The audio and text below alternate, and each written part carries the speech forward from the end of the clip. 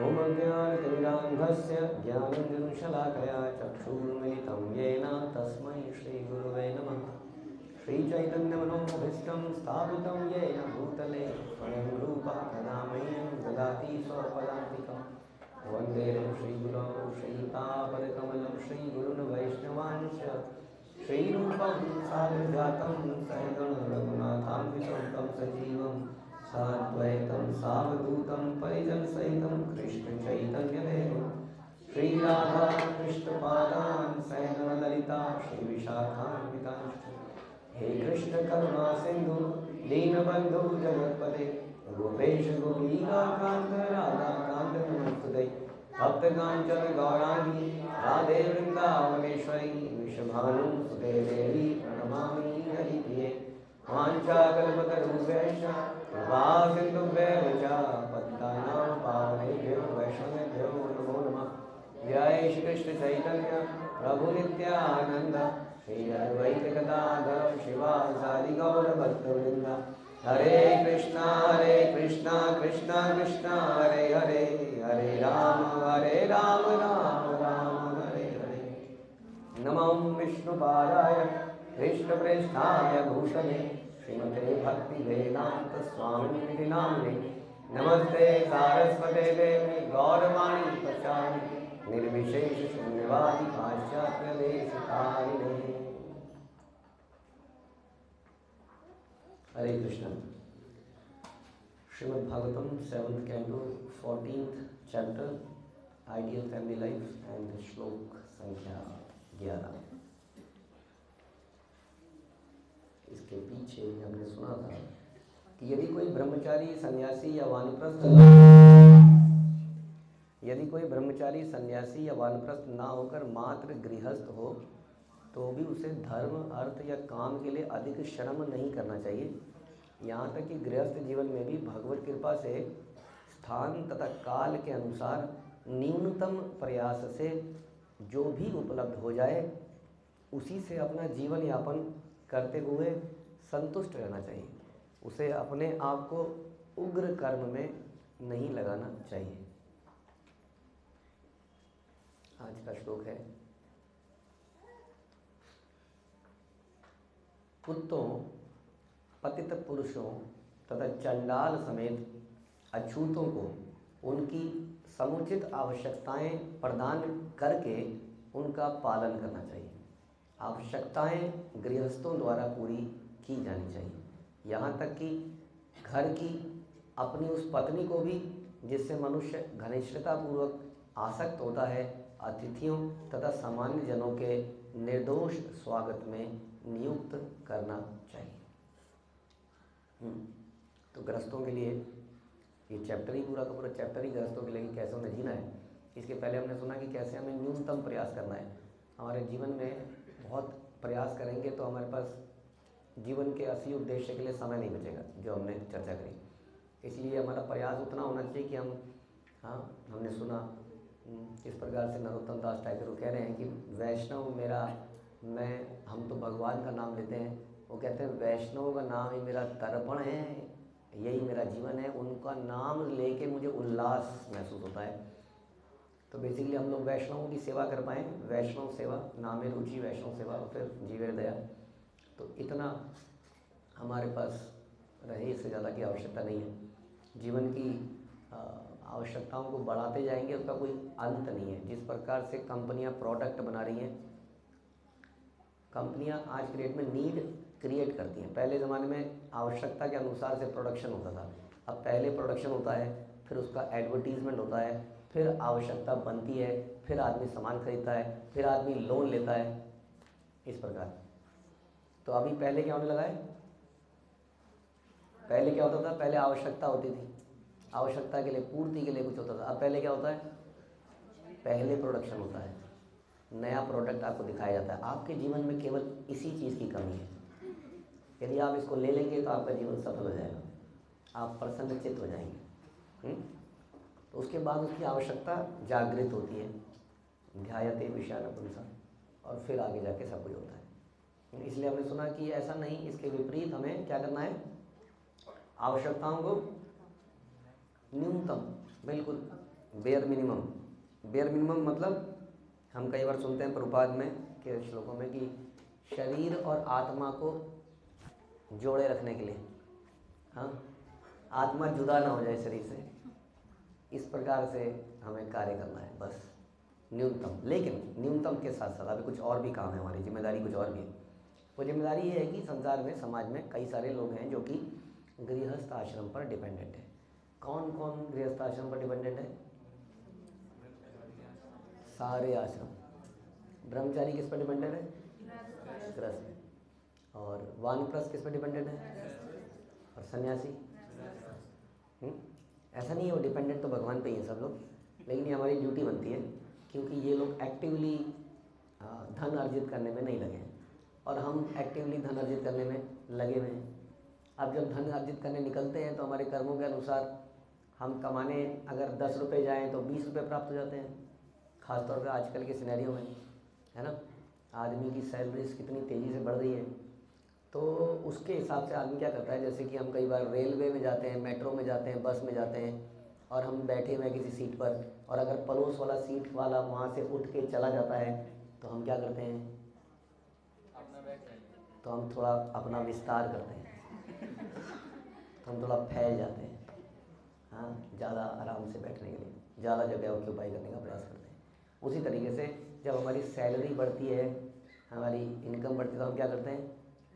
हम भी फैल जाते हैं, हम ज़रूरतों को फैलाते हैं। क्या होगा इस पैसे का, नहीं तो कौन खाएगा, प्रभु जी एक ही बच्चा है, 2 बच्चे हैं, कितना कितना कर लेंगे? हमारे जीवन का उद्देश्य क्या है? इतने करोड़ रुपया हम अपने बच्चे के लिए छोड़ के जाएंगे, ये हमारे जीवन का उद्देश्य है। तो पहले कई लोग तो इस तरह से विस्तार करते हैं खान पान चीज़ों में, कार, बड़ी बड़ी कारें वगैरह वगैरह, और कई लोग इस तरह से विस्तार करते हैं आगे आने वाली पीढ़ी के लिए। तो आप कहेंगे यही तो लिखा है यहाँ पर, गृहस्थों की जिम्मेदारी है कि उन पर डिपेंडेंट लोगों के लिए केयर करना। तो फिर क्या गलत हो गया इसमें? मैंने अपने लिए थोड़ी कमाया, ये ब्रह्मचारी आश्रम में ही तो है मेरा बच्चा, मैंने इसी के लिए कमाया है, इसमें क्या गलत है बताइए?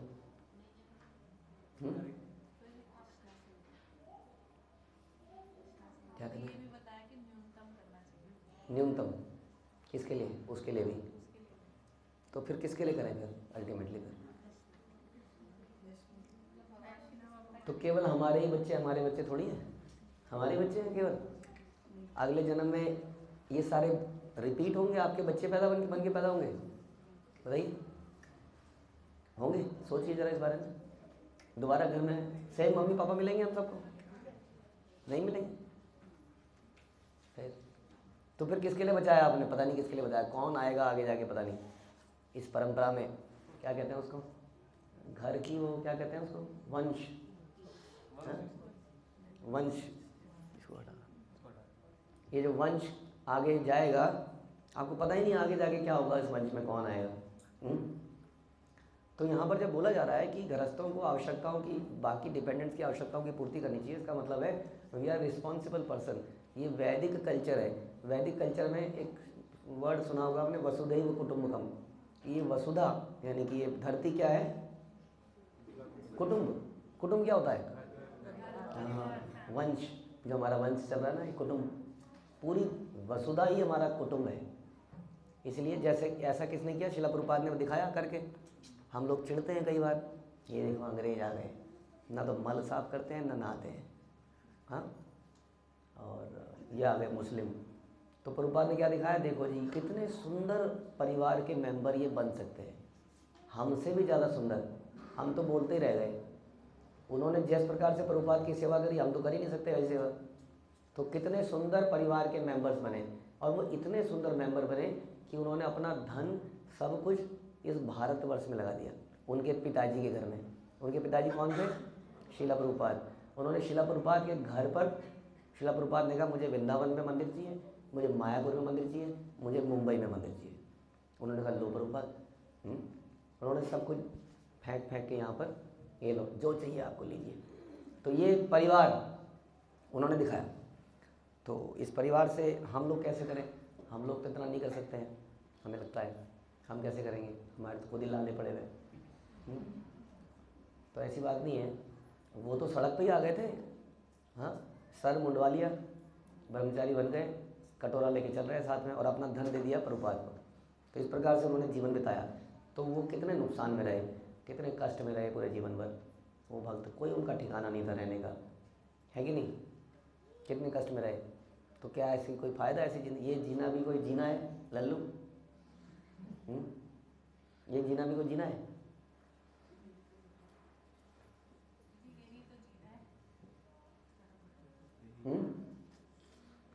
बताइए, ये जीना भी कोई जीना है? सब कुछ लुटा के, क्या है वो, सब कुछ लुटा के होश में आए तो क्या हुआ? सब कुछ लुटा के, बताइए,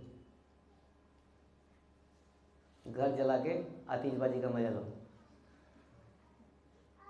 बताइए, कुछ तो बताइए, सदमा से क्यों लग गया है? बोलिए कुछ।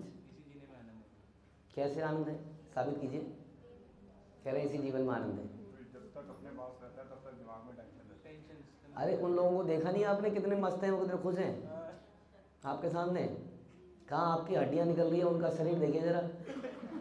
नाचते हैं तो दूर रहना पड़ता है, कहीं हाथ वाथ भी झड़क के लगा तो क्या होगा हमारा, पता नहीं। हाँ, हम लोग सूख चुके हैं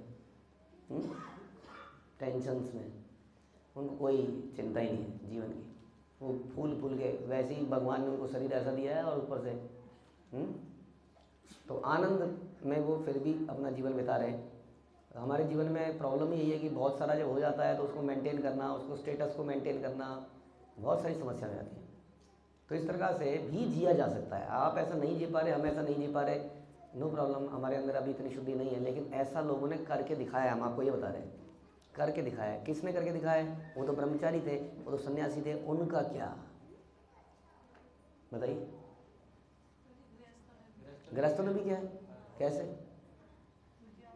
शिला प्रभुपाद ने किया है, भक्ति विनोद ठाकुर ने किया है, न जाने कितनों ने किया है।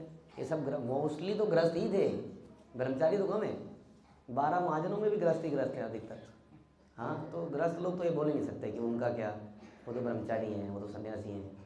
सभी नहीं किया है, सभी अधिकतर गृहस्थ आश्रम में ही रहे। रघुनाथ दास गोस्वामी का एग्जाम्पल आता है किस प्रकार से उनके पिताजी उनको धन देते थे जबरदस्ती। उन्होंने क्या किया, धन देकर क्या किया, एक उत्सव मनाया। कौन सा? दही चिड़ा उत्सव। तो हम लोग जब उत्सव मनाते हैं, हम कहते हैं जरा बजट कितना है जी, मेन्यू कितना है, 100 लोग आएंगे, देख लीजिए प्रभु जी, 80 लोग हो सकते हैं। तो आलू की ग्रेवी, आलू की सब्जी कैसे कम से कम हो जाए, एक्चुअली होना जरूरी है। और नरोत्तम दास ठाकुर हैं कि वैष्णवों की संतुष्टि मेरा जीवन है, ये वैष्णव मेरे प्राण हैं, ये नित्यानंद ये मेरा गदाधर मेरे कुल है। हम कहते हैं हमारा भी एक कुल है। हाँ, हमारा भी तो एक समाज है, हमारा भी तो एक घर है, हमारा भी तो एक जगह है। आप लोगों ने, हमने आप पर सब कुछ डिपेंड किया, और आपने हमारा नाम हमारे कुल में मिट्टी में मिला दिया। हमने सब कुछ छोड़ा, हम सब कुछ छोड़ के आपके पास आए। हाँ, लेकिन फिर भी आपने हमें बदनामी करा दी, वहाँ पर ठीक से नहीं किया आपने कुछ, जहाँ हमारा परिवार था। ये क्या विचार है? इसका मतलब आपने छोड़ा ही कहाँ है अभी तक? अभी भी आप किसकी संतुष्टि के लिए पढ़े हैं? अपने कुल की, गांव वालों की, घर वालों की। और यहाँ ही कह रहे हैं गदाधर क्या है, मेरे कुल गदाधर है। गदाधर की संतुष्टि मेरे जीवन की संतुष्टि है, ना कि मेरे गांव वालों की, परिवार वालों की, शहर वालों की। ऐसा शास्त्र कह रहे हैं। अगर मैं ऐसा करेंगे तो फिर जीवन अलग ही हो जाएगा। समझ में आ रहा है? ये हमारा जीवन होना चाहिए। इसलिए वैष्णव की संतुष्टि हमारा जीवन है, लेकिन हम कहीं ना कहीं किसी ना किसी की संतुष्टि में लगे रहते हैं जीवन भर, जीवन पर्यंत। इसीलिए हम प्रसन्नता नहीं प्राप्त कर पाते। तो कई सारे गृहस्थों ने ऐसा किया। रघुनाथ दास गोस्वामी ने कितने लोगों को खिलाया जानते हैं?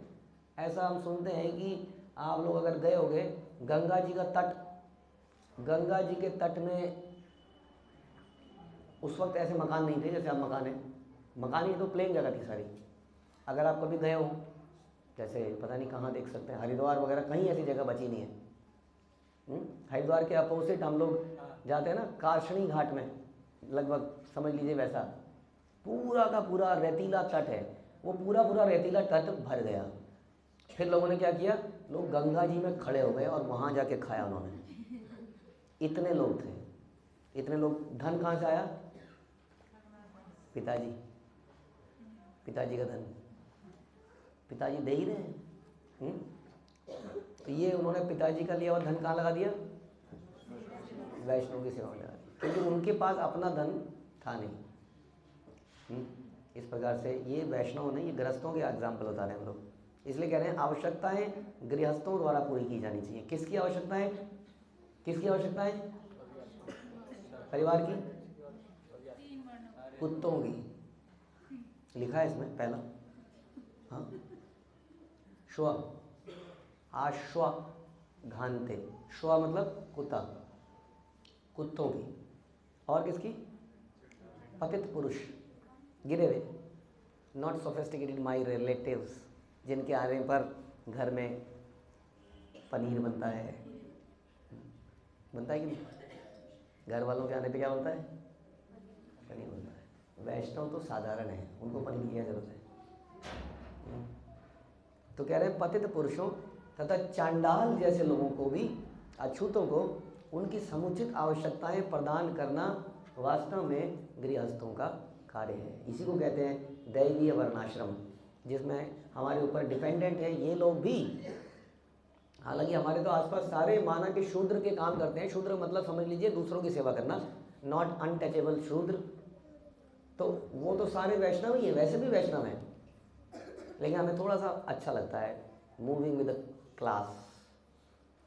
आज मुझे कोई बता रहा था, आई डोंट नो, मैंने थोड़ा स्पेकुलेशन कर रहा हूँ कहीं के बारे में, किसी डिवोटी के बारे में, कि वो डिवोटी जो है हमारे यहाँ नहीं है, कहीं और है, वो रास्ते में शायद खाना बनाती है ऑन द उसमें क्या कहते हैं उसको, रेडी। वो लेडी है, वो सवेरे से लेके दिन तक वो खाना बेचती हैं। एंड वो कहीं पे जुड़ी हुई थी, तो कुछ भक्तों को आपत्ति होने लगी उनके आने से साथ में, ऐसा हमें लगा। May be because of this कि वो she is doing very lower kind of thing. तो उनका नहीं, आपके साथ में आने से दूसरों को शायद दिक्कत होती है, क्योंकि we want to move with class. तो यहाँ पर ऐसा नहीं बता रहे हैं, इस श्लोक में तो बता रहे हैं कि निम्न पतितों की, कुत्तों की, चंडाल समेत अछूतों की समुचित आवश्यकताएं प्रदान करके उनका पालन करना चाहिए। ऐसा रंती देव ने करके दिखाया। दैट्स वाई रंती देव भागवतम में उनका नाम है। हमारा नाम कहाँ होगा? हमारा नाम होगा हमारी प्रॉपर्टी के पेपर में, जो कि मरने के बाद तुरंत पहला काम हमारा बच्चा क्या करेगा? उसका नाम। तो हमारा नाम कहीं रह नहीं जाएगा। मे बी हमारा लिखा होगा रमेश निकुंज, तो नेम प्लेट तुरंत हट जाएगी, नेम वहाँ से भी नाम हट जाएगा हमारा। तो हमारा नाम बचेगा कहाँ संसार में? लेकिन रंती देव का नाम कहाँ है? श्रीमद् भागवतम में। हाँ, तो अगर ऐसा चाहिए तो उसके लिए ये करना पड़ेगा। लेकिन तो इसको करने में पेन नहीं है वास्तव में, सच बताएं तो इसको करने में आनंद है। ये हम बता रहे थे आपको, ऐसा शिला प्रभुपाद ने किया। शिला प्रभुपाद ने कितने पैसे कमाए? कमाए कितने? 40 तो उनपे थे, लगभग कितने कमाए होंगे? अच्छा 600 मंदिर थे ना, 600 मंदिर है, 108 मंदिर तो उन्होंने बनाए। चलो 108 मान लेते हैं। एक मंदिर कितने का हुआ? लगभग 2-3 करोड़ कह रहे हैं एक मंदिर। अब तो खैर एक मंदिर 50, 100, 200 करोड़ का है, तो 1 करोड़ का मान लें, 2 करोड़ का मान लें, तो 108 इंटू 2 कितना हुआ? 216 करोड़। इसका 10% कितना हुआ? 21 करोड़। और 1% कितना हुआ? 2 करोड़। कम से कम 1% तो अपने बच्चे को दे देते, 1%। बाकी सब हम लोग आराम कर लिया, हम तो हमारे लिए मंदिर बनाई दिए। 1 करोड़ बच्चे के लिए, बोलिए गलत है सही है? पता नहीं गलत है सही है, लेकिन प्रभुपाद ने ऐसा नहीं किया। अब आप सोचिए गलत है सही है। उन्होंने तो ऐसा नहीं किया। बल्कि उनके बच्चे ने, ऐसा हम सुनते हैं, मांगा भी। उन्होंने कहा ये तो हो नहीं पाएगा, कुछ तुम्हारे पास डोनेशन है तो दो। तो सारा भगवान की सेवा में उन्होंने लगाया इस प्रकार से। तो ये बता रहे हैं गृहस्थ का एक धर्म है वास्तव में। हाँ, उनकी आवश्यकताओं को पूरा करना। आवश्यकताएं गृहस्थों द्वारा पूरी की जानी चाहिए, यहाँ तक कि घर की अपनी पत्नी को रिजर्व रखना चाहिए, क्योंकि वो आपकी शक्ति है और शक्ति को कंजर्वेटिवली यूज़ करना चाहिए, क्योंकि वही तो काम आएगी। इसलिए उसको शोकेस में रखना चाहिए। पत्नी कहाँ रखने की चीज़ है? शोकेस में। चमकता हुआ चेहरा होना चाहिए। शोकेस के अंदर चमकती हुई चीज़ें होती हैं, इसलिए डस्टिंग करने के लिए ब्यूटी पार्लर में जाना चाहिए। डस्टिंग होती है, क्योंकि शोकेस में रखने वाली चीज़ हमेशा चमकनी चाहिए, इसलिए ब्यूटी पार्लर में जाके उसकी डस्टिंग होनी चाहिए। ज़्यादा उसको घिसेंगे तो काली पड़ जाएगी। ये पाँव ज़मीन पे मत रखो, तुम्हारे कोमल पाँव को आप ज़मीन पे मत रखिए बेगम।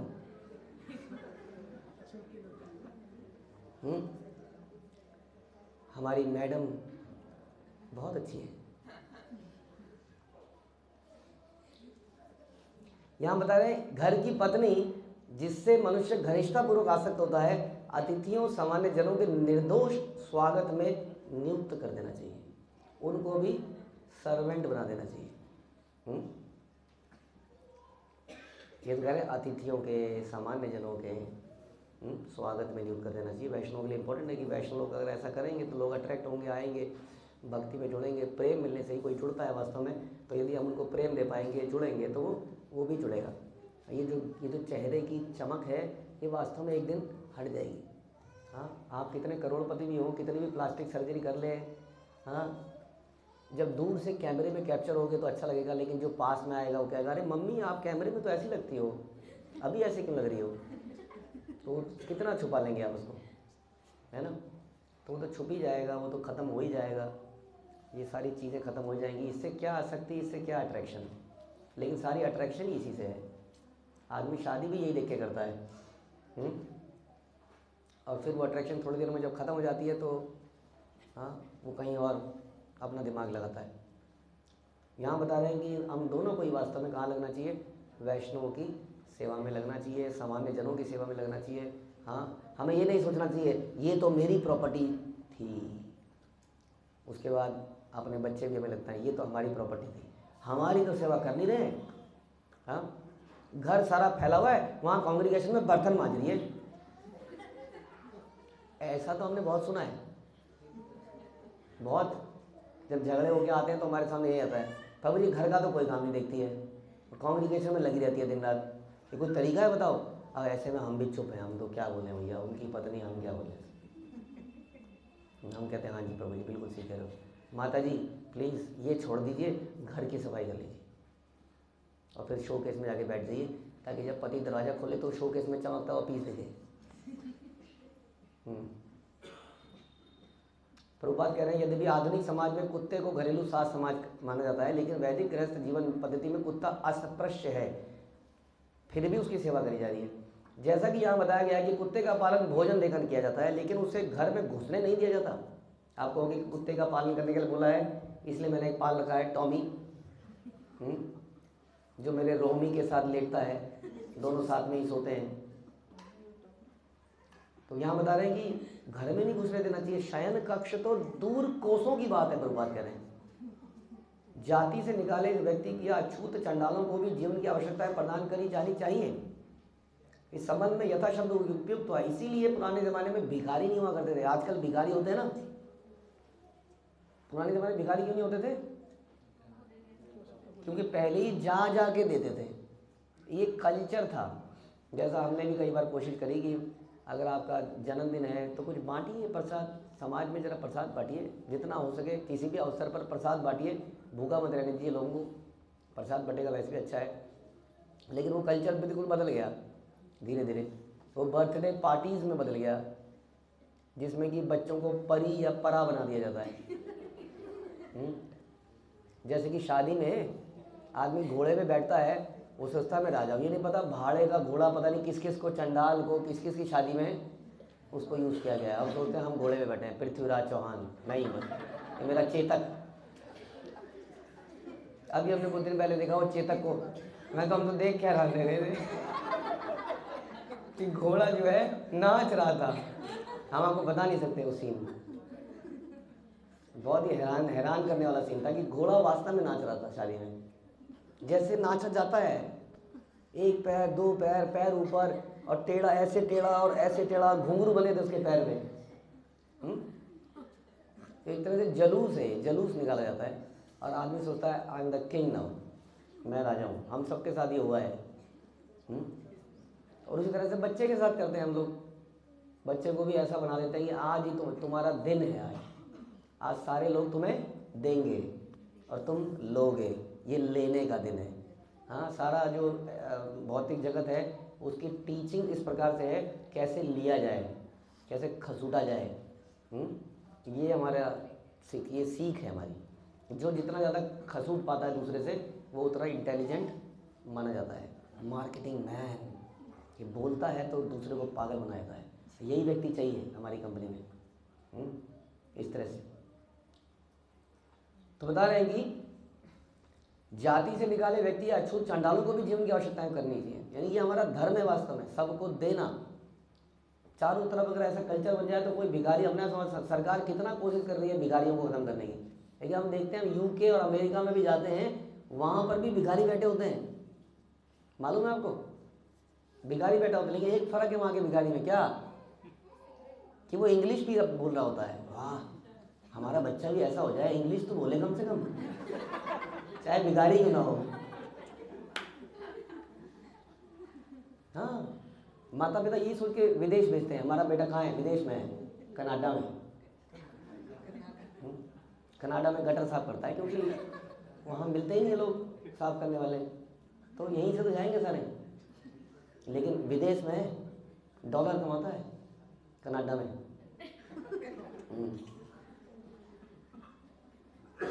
तो ये ऐसा समाज है। इस समाज में हमें इसको बदलने के लिए क्या करना है? भिखारियों को ख़त्म नहीं करा जा सकता, क्योंकि उनकी नीयत खराब है। लेकिन यदि प्रसाद का वितरण इस प्रकार से हम ज़रूरतें पूरा करें, एटलीस्ट आप कहोगे प्रभु जी भारत में इतने भिखारी हैं, मेरे करने से क्या हो? आपके करने से ये होगा कि आप आसपास के लोगों को तो दे सकते हो, उतना तो कर सकते हो, उतना तो कीजिए कम से कम। शास्त्र कह रहे हैं हमारा काम पूरा हो जाएगा। जाति से निकाले गए लोगों को आवश्यकता से अधिक धन नहीं दिया जाना चाहिए, नहीं तो उसका दुरुपयोग करेंगे। शूद्र इत्यादि लोग क्या करेंगे? धन का दुरुपयोग। इसलिए धन मत दीजिए, उनको प्रसाद दीजिए, किसी तरह से उनको भक्ति में लगाइए, किसी सेवा में लगा लीजिए कि बेटा तू ये करेगा तो तेरे को ये पैसे मिलेंगे। आप सेवा करोगे, आप ये झाड़ू मारोगे, आप ये काम करोगे, आपको लक्ष्मी मिलेगी। उदाहरणार्थ, एक समय निम्न जाति के लोगों को काफ़ी मजदूरी दी जाती है, लेकिन ऐसे लोग अपने धन को ज्ञान का अनुशीलन करने के तथा जीवन में प्रगति करने के लिए ना यूज़ करके क्या करते हैं? वो धन से क्या देखा आप लोगों ने करते हुए? अच्छा, वहाँ देख लिया आपने, तो शराब पीते हैं, देखा आप लोगों ने? ये जितने भी मिस्त्री मजदूर हम लोगों के टच में आते हैं, हम उन्हें पैसे देते हैं, ये क्या करते हैं? शाम को शराब पी के उसको ख़त्म कर देते हैं, फिर अपनी पत्नी को मारते हैं, फिर जो भी करते हैं इस तरह से। इसलिए समाज का यहाँ बेड़ा गर्क हो रहा है। केवल हमारा फोकस है कि कैसे लोगों की इनकम बढ़ाई जाए, कैसे लोगों को लिटरेट करा जाए। किस चीज़ में लिटरेट करा जाए? कि कैसे इंग्लिश शराब पी जाती है, देसी शराब से इंग्लिश शराब पे आए हैं। This is the cultural upliftment. हमारे यहाँ कोई देसी शराब नहीं पीता है। अब क्या पीते हैं हम लोग? हम इंग्लिश शराब की दुकान, लिखा हुआ आपने, अंग्रेजी शराब की दुकान। किस कदर ये लोग हमारी संस्कृति में घुस चुके हैं कि अंग्रेजी शराब की दुकानों में सबसे ज़्यादा भीड़ पाई जाती है। सोचिए, क्या हम इनको निकाल पाएंगे अपने जीवन से? इम्पॉसिबल लगता है। देसी शराब की दुकान में भीड़ होगी? नहीं, अंग्रेजी शराब की दुकान में भीड़ होगी। तो इस प्रकार से ये धन का दुरुपयोग करते हैं। जैसा कि भगवद गीता में कहा गया कि चातुर्वर्ण्य माया सिस्टम, लोगों के कार्य तथा गुणों के अनुसार मानव समाज में विभाग होने चाहिए। निम्नतम गुणों वाले व्यक्ति को ऐसा कोई कार्य नहीं कर सकते जिसमें बुद्धि की आवश्यकता हो। ये तो बड़ा गलत है, ये तो अत्याचार है, ये शोषण है। हम क्या निम्न है? हमें ऐसा काम दिया जाता है, हमें उच्चतर काम चाहिए। हाँ, हमें उच्चतम काम चाहिए। अब जाति के आधार पर जब ये होगा तो ये तो गलत ही है। हाँ, तो मेरिट के हिसाब से तो हो सकता है ना। अगर मेरिट में ये हो कि ब्राह्मणों को अगर 80% है और एक चंडाल का 80% है तो प्रेफरेंस किसको मिलेगी? ब्राह्मण को, तब तो गलत हो गया। लेकिन अगर ये हो कि अगर किसी का 40% है और वो चंडाल है माना, तो उसको मिल जाएगा, तो ये क्या हो गया? ये भी तो गलत हो गया, क्योंकि तो गुण के आधार पे नहीं हुआ, तो जाति के आधार पे हो गया। फिर से ये सारा समस्या ही जाति से हुई। गुण से अगर होता तो ये कभी समस्या ही नहीं होती। क्या प्राइवेट इंस्टीट्यूशंस में ये आरक्षण क्यों नहीं लग पाया आज तक ढंग से? क्योंकि उन्हें काम कराना है ना। अब काम कराने के लिए, मैनेजरियल काम के लिए किसी ऐसा व्यक्ति चाहिए जिसकी बुद्धि वैसी हो, और क्लरिकल काम के लिए वैसा आदमी चाहिए जिसकी बुद्धि वैसी हो। ये क्या भेदभाव है? ये क्या छुआछूत है? क्या है? क्या है? क्या है?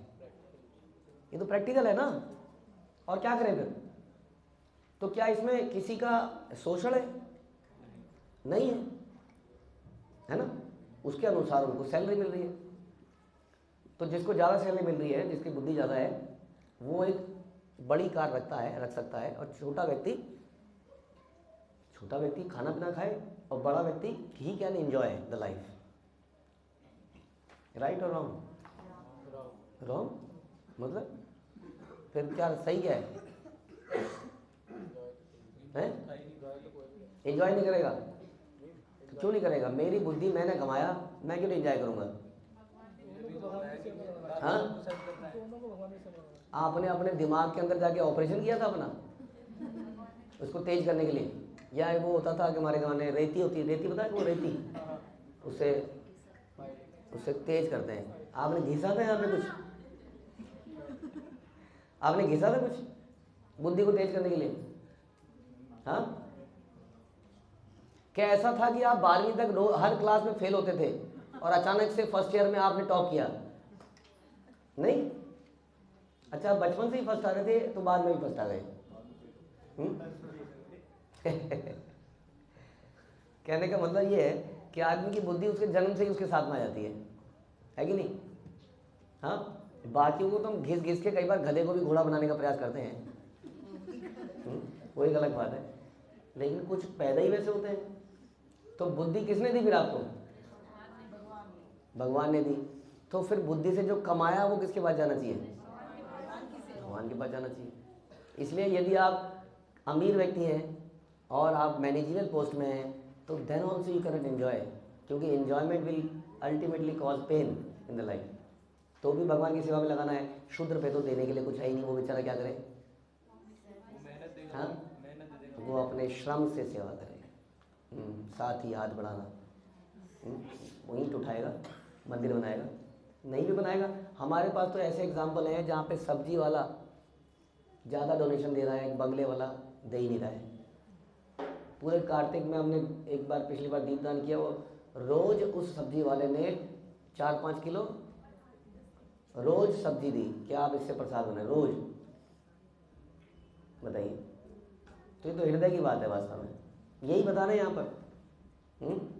आजकल के साभ्यवादी प्रत्येक व्यक्ति को जीवन की आवश्यकताएं दिलाने के पक्ष में है। सब चाहते हैं कि जीवन की आवश्यकताएं थोड़ा लो, थोड़ा अच्छे से रहो, स्टैंडर्ड से रहो, किंतु वे केवल मनुष्यों पर विचार करते हैं, निम्नतर पशुओं के लिए नहीं। किंतु भागवत में दिए गए सिद्धांत इतने व्यापक है कि प्रत्येक जीव को, चाहे मनुष्य हो या पशु, उसके गुण दोष पर विचार किए बिना जीवन की आवश्यकताएं प्रदान की जानी चाहिए। अपनी पत्नी को भी जनता की सेवा के लिए दे देने के पीछे यह भावना है कि वह अपनी पत्नी के घनिष्ठ संबंध को धीरे धीरे त्यागे। साथ में रहेंगे तो कभी कहेगी चाय बना दूं, फिर कहेगी बिस्किट बना दूं, फिर कहेगी पकौड़े बना दूं, फिर कहेगी सुनो जी ये चाहिए थोड़ा सा कुछ।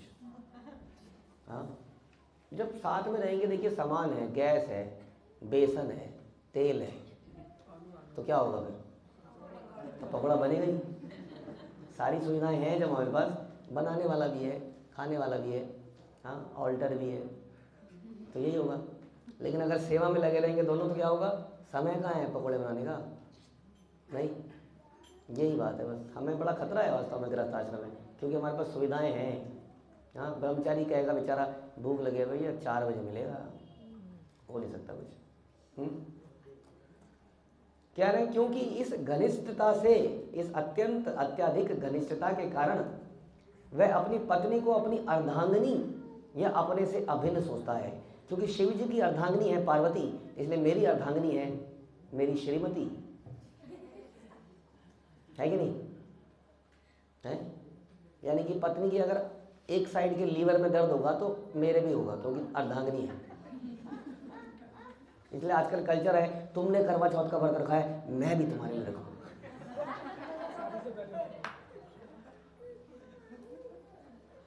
हाँ, अर्धांगिनी है क्योंकि। हाँ, तो कह रहे हैं कि वह अपनी पत्नी को अपनी अर्धांगिनी अपने से अभिन्न सोचता है। तो अर्धांगिनी को तो फिर हमारे साथ में ही जाना चाहिए। दोनों साथ में मरते हैं, जिएंगे तो साथ साथ, मरेंगे तो साथ साथ। एक मटके को पानी में रखेंगे, इस मटके में तुम यहाँ से पकड़ लेना, मैं यहाँ से पकड़ लूँगा, नदी को पार करेंगे।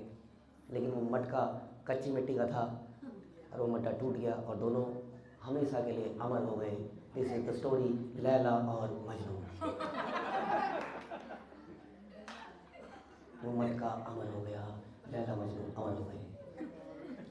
यस, हम भी ऐसा ही बनना चाहते हैं, हम भी ऐसा ही करेंगे। क्योंकि ऐसी पिक्चर देखेंगे तो यही तो होगा। टाइटैनिक डूब रहा है और मिस्टर भूल गया नाम, रोज रोज रोज पानी में बेचारा ऐसे खड़े खड़े मर गया।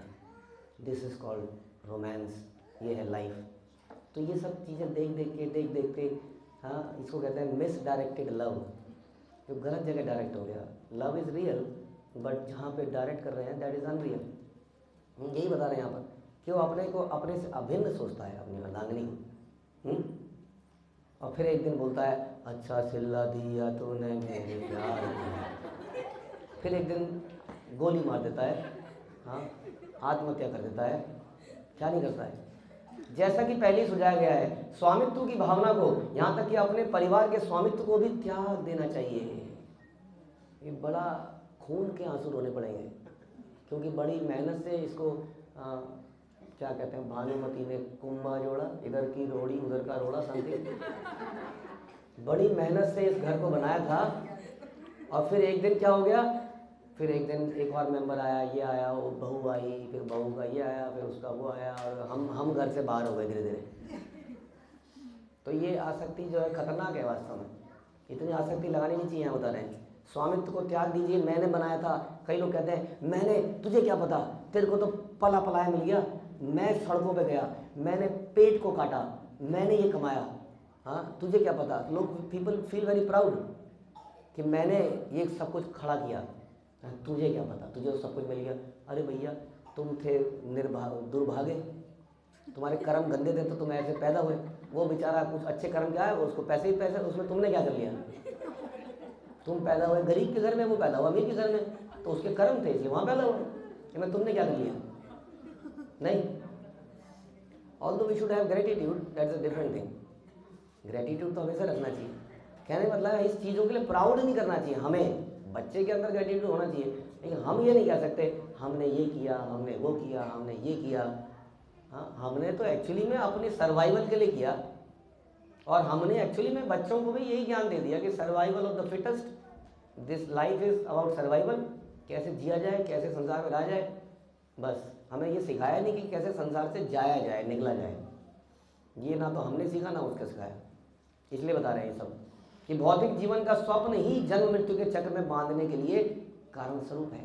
समझ आया? भौतिक जीवन का स्वप्न, सपने सपने अच्छे हैं। ये सुना आपने स्लोगन, सपने, इसलिए सपने देखो। बताइए, एक दिन मैं भी बड़ा होऊंगा तब बताऊंगा ये हॉस्टल वालों को सवेरे कैसे उठाते हैं। बस थोड़े साल की बात है प्रभु जी, 10-15 साल में पलट जाएगा खेल। ये बूढ़े हो जाएंगे और हम जवान हो जाएंगे, हैं? सपने एक दिन हम भी बताएंगे लोग। और भी सपने दे सकते हैं, बड़े होंगे। अभी तो एक गाड़ी चला के हमें कहते हैं बच्चा है, पीछे बैठ। फिर मेरे हाथ में क्या होगा? स्टेयरिंग होगा, I will be in control, मेरे पास पैसा होगा, मेरे पास पैसा है। तेरे पास क्या है? कहेगा मेरे पास भगवत गीता है। तो सपने अच्छे, सपने अच्छे हैं, बताइए सपने अच्छे हैं? ये सारा संसार सपने दिखाता है, एडवर्टीजमेंट में, बिलबोर्ड में, पोस्टर्स में, एवरीवेयर ये सपने दिखाते हैं। ऑफिस में जाओगे कल को, गुरुकुल में कब तक रहोगे? बाहर निकलोगे कभी? वहाँ लोग बताएंगे अबे तूने ज़िंदगी बेकार कर ली, देख मैं तेरे को दिखाता हूँ ब्लिस, ये देख ब्लिस, ये देख, ये तेरा हो सकता है, सब कुछ चाहिए चाहिए चाहिए, आजा। इस प्रकार से सपने दिखाएंगे आपको। ध्यान रखिए, प्रभुपाद कह रहे हैं भौतिक जीवन का स्वप्न ही जन्म मृत्यु के चक्र में बंधने के लिए कारण स्वरूप है। कभी don't think, never think about कि ये कभी बहुत बढ़िया दिन आ जाएंगे, अच्छे दिन आएंगे, कभी नहीं आएंगे अच्छे दिन। कैसे आ जाएंगे? डिजाइन ही नहीं किया गया सर। तो इसलिए बता रहे हैं यही, इसलिए अतएव इस स्वप्न को त्याग देना चाहिए। ऐसा कौन कह रहा है? प्रभुपाद कह रहे हैं क्या त्याग देना चाहिए? बस प्रभु जी आपने सब कुछ दे दिया, बस एक अच्छी सी बहू दिला दो बस।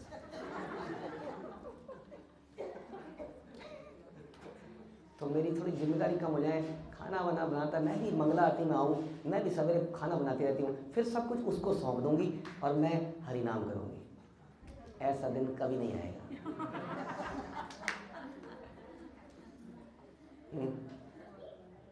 इसलिए कह रहे हैं प्रभुपाद स्वप्न को त्याग देना चाहिए। फलतः मानव जीवन में अपनी पत्नी के प्रति आसक्ति को त्यागना होगा, लेकिन पत्नी अपनी आसक्ति बनाए रखे पति में, है? इसका मतलब जब भी लिखा जाए ना दोनों के लिए होता है, तो इसका मतलब पत्नी अपने रास्ते, पति अपने रास्ते, हैं? ऐसे इफ दे आर बोथ, अगर आप दोनों भगवान की सेवा कर रहे हैं तो they can serve jointly, separately, what but with a deep respect. पत्नी सोचना चाहिए कि मैं पति की क्या हूँ? सर्वेंट हूँ, और पति को भी सोचना चाहिए कि मैं पत्नी का सर्वेंट हूँ। दोनों को ही सोचना चाहिए एक्चुअली, जैसा कि यहाँ पर सुझाव दिया गया है।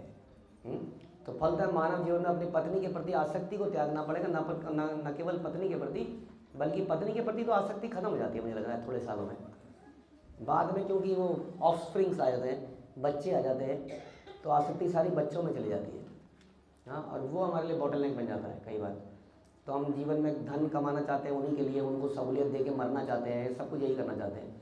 जबकि यहाँ पे श्लोक में बताया गया कि हमारी जिम्मेदारी है कि समाज के हर एलिमेंट को मेंटेन किया जाए, प्रचार किया जाए, दैट इज बेस्ट थिंग। किस किस को मेंटेन कर पाएंगे? इसलिए श्रील प्रभुपाद ने बोला प्रीचिंग इज द एसेंस। यदि आप प्रचार करेंगे तो सारी सुविधाएं अपने आप सब कुछ ठीक होने लग जाएगा, समाज सिस्टम ठीक होने लग जाएगा। बट ये मुश्किल काम है, इसमें किसी को बुद्धि लगानी पड़ेगी, किसी को धन लगाना पड़ेगा, सबको मिल के आना पड़ेगा। और गृहस्थ कैन चेंज द वर्ल्ड, क्योंकि संसार में कितने % गृहस्थ हैं? ब्रह्मचारी कितने % होंगे? मेरे को लग रहा है परसेंटेज में निकलेगा ही नहीं, वो फिगर ही नहीं निकलेगी परसेंटेज में। इस्कॉन के अंदर अभी सन्यासी भी गिने चुने हैं, मुझे पता नहीं कितने हैं, 100-200 होंगे शायद, आई डोंट नो, जितने भी हैं। लेकिन इतनी बड़ी जनसंख्या क्या है? गृहस्थों की है। और क्यों नहीं प्रचार बढ़ रहा है? क्योंकि गृहस्थ प्रचार करने के लिए आगे नहीं आ रहे हैं, दैट इज द प्रॉब्लम। और बहुत सारी गृहस्थों की ऐसी समस्याएं होती हैं, जीवन होता है जिसमें कि गृहस्थ can better guide, but because they are not coming up, वो आगे नहीं आ रहे हैं, क्योंकि वो अपने ही इसी सो कॉल्ड परिवार को मेंटेनेंस में लगे हैं, जिसकी इस श्लोक में तो कुछ और ही कहा गया है। इस श्लोक में कहा गया है कि अपने लिए जिए तो क्या जिए, ए दिल तो जी, ये तो पिक्चर वालों को भी पता है, तो हम क्या करें इसमें नया? तो आप अपने जब बोलते हैं तो अपने में हमारा परिवार आता ही है। तो अपने लिए तो कौन कौन जीता है? हाँ, कुत्ता भी जीता है, सूअर भी जीता है, तो उसमें नया क्या है? हाँ, इसलिए हमें समाज में हमारी बहुत बड़ी जिम्मेदारी है, यहाँ पे बताया जा रहा है श्लोक के अंदर, बहुत बड़ी जिम्मेदारी है गृहस्थ आश्रम के अंदर। और जब इस जिम्मेदारी को निभाएंगे, पेन लेंगे, अपने हृदय से अपना कलेजा, अपना धन, अपना समय निकाल के देंगे, तब भगवान के हृदय को तुरंत जीत लेंगे हम। ये बता रहे हैं गृहस्थ आश्रम में आदर्श पारिवारिक जीवन है ये, आदर्श पारिवारिक जीवन। एक हाउस होल्डर को इस प्रकार अपना जीवन बिताना चाहिए कि बाकी सभी को मेंटेन करे, उनको सपोर्ट करे। अगर हम नहीं कर पा रहे हैं सपोर्ट, डायरेक्टली प्रचार नहीं कर पा रहे हैं, तो जो प्रचार कर रहे हैं उनको सपोर्ट करें कि समाओ, किसी भी तरीके से अपना घर देकर, वहाँ क्लास कंडक्ट कराकर, कुछ धन देकर, पुस्तक वितरण में मदद करके, कुछ भी तरीके से। बट ये हमारी जिम्मेदारी है। वी कैन नॉट से कि मेरा भला हो गया, मेरे घर वाले। प्रभु जी बस एक रिक्वेस्ट है आपसे, अभी तो एक बहू की थी, ये मेरा ये छोटा बेटा है ना, ये नहीं आ रहा है, इसको जोड़ दीजिए। अब कई लोग ऐसे हैं तो पिछले 10 साल से मेरे से यही बात कर रहे हैं। हमने उनको बोला, माता जी बहुत सारे छोटे बच्चे और भी तो हैं, आप ही का छोटा बच्चा थोड़ी है, उनके बारे में चिंता कर लीजिए। पीछे बहुत लोग हैं, हमारे पास आ जाइए, हम आपको दे देंगे कुछ हेल्प करने के लिए।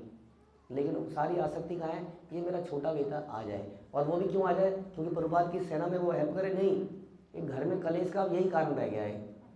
हाँ, इसके लिए आप खाना अलग से बनाना पड़ता है। हम सब तो बिना उसका खाते हैं, भोग लगाते हैं, लेकिन ये बीच में आ गया है। ये लग जाए तो चैन मिल जाए, आराम आ जाए। एक ही बार खाना बनेगा, काम खत्म। तो उसको भक्त भी क्यों बनाना है? मेरा कलेजा है, मेरा है, घर में सहूलियत होगी, बढ़िया रहेगा, शांति हो जाएगी, सुख संपत्ति घर आवे। हाँ, तो बढ़िया हो जाएगा, कष्ट मिटेगा, तन का, मन का, दिमाग का, ईजी हो जाएगी लाइफ। प्रभु जी कितना बढ़िया है, सभी लोग मंगला आरती में जाएंगे। इसके पास कार है, मेरे पास स्कूटर है, मेरे पति के पास, ये ऑफिस चला जाता है, कार देता नहीं है, एक ही कार में सारे लोग चले जाएंगे, कितना बढ़िया हो जाएगा। बहुत एक्चुअली में ऐसा होता है। हाँ, बट ये कन्वीनियंस के बारे में क्यों सोचा जाए? कितना समय दे सकते हैं हम किसी व्यक्ति को?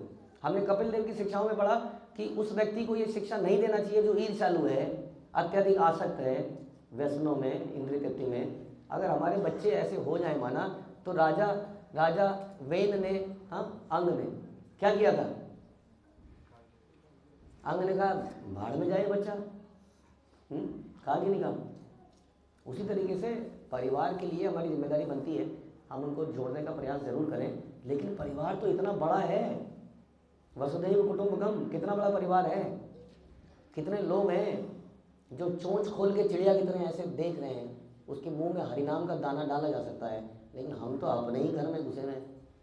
वी आर सेटिस्फाइड देयर, किसी तरह से मेरे और मेरों का भला हो जाए।